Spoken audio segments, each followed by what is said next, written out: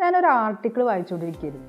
അപ്പം ഞാൻ മനസ്സിലാക്കിയൊരു കാര്യം, ഫെയിലാവുന്ന ഒരു വലിയ ശതമാനം ബിസിനസ്സിൻ്റെയും കാരണം ഫൈനാൻസ് മാനേജ് ചെയ്യാത്തതുകൊണ്ടാണ്. അപ്പോൾ പലരും ധരിച്ചു വെച്ചിരിക്കുന്നത് ഫൈനാൻസ് മാനേജ് ചെയ്യുന്നത് ഒരു അക്കൗണ്ട്സ് ഡിപ്പാർട്ട്മെൻറ്റിൽ മാത്രം ഒതുങ്ങുന്ന ഒരു കാര്യമാണെന്ന്. അതായത് ഒരു അക്കൗണ്ടൻറ്റിനെ വെച്ചാൽ എല്ലാം നോക്കിക്കോളും. ശരിക്കും പറഞ്ഞ ഒരു അക്കൗണ്ടൻറ്റ് എന്താ ചെയ്യുന്നത്? ബിസിനസ്സിലൊരു ട്രാൻസാക്ഷൻ റെക്കോർഡ് ചെയ്തിട്ട് മാനേജ്മെൻറ്റിന് റിപ്പോർട്ട് ചെയ്യും. പ്രോഫിറ്റ് ആണോ ലോസ് ആണോ എന്ന് മാനേജറിന് കാണിച്ചു കൊടുക്കുക ചെയ്യുന്നത്. പക്ഷേ ഒരു ഫൈനാൻസ് മാനേജ്മെൻറ്റ് എന്ന് പറയുമ്പോൾ ഒരു ബിസിനസ്സിൻ്റെ എല്ലാ ഡിപ്പാർട്ട്മെൻറ്റിലും ഇൻവോൾവ് ആയ കാര്യമാണ്. അതായത് ഓരോ ബിസിനസ്സിലും വരുന്ന ഫൈനാൻസ് ഇംപ്ലിക്കേഷൻസ് നമ്മൾ നോക്കേണ്ടതുണ്ട്. ഒരു എക്സാമ്പിളായി പറയുകയാണെങ്കിൽ, ഇപ്പോൾ ഒരു HR ഡിപ്പാർട്ട്മെൻറ്റിൽ ഒരു സ്റ്റാഫിനെ എടുക്കുകയാണെങ്കിൽ ഈ സ്റ്റാഫിനെ എടുത്തുകൊണ്ടുള്ള കോസ്റ്റ് ബെനിഫിറ്റ് അനാലിസിസ് എന്താ നോക്കേണ്ടതുണ്ട്.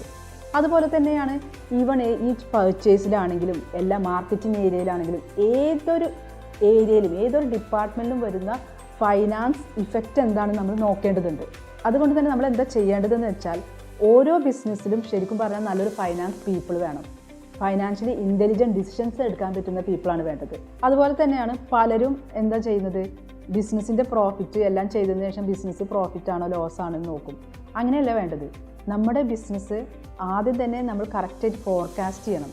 എന്താണ് ബിസിനസ്സിൻ്റെ റവന്യൂ മോഡലും എല്ലാം ഫോർകാസ്റ്റ് ചെയ്തിട്ട് നമ്മൾ അതിനനുസരിച്ച് ബഡ്ജറ്റ് ചെയ്ത് പ്ലാൻ ചെയ്തിട്ട് വേണം ഒരു ബിസിനസ് മുന്നോട്ട് പോകാൻ.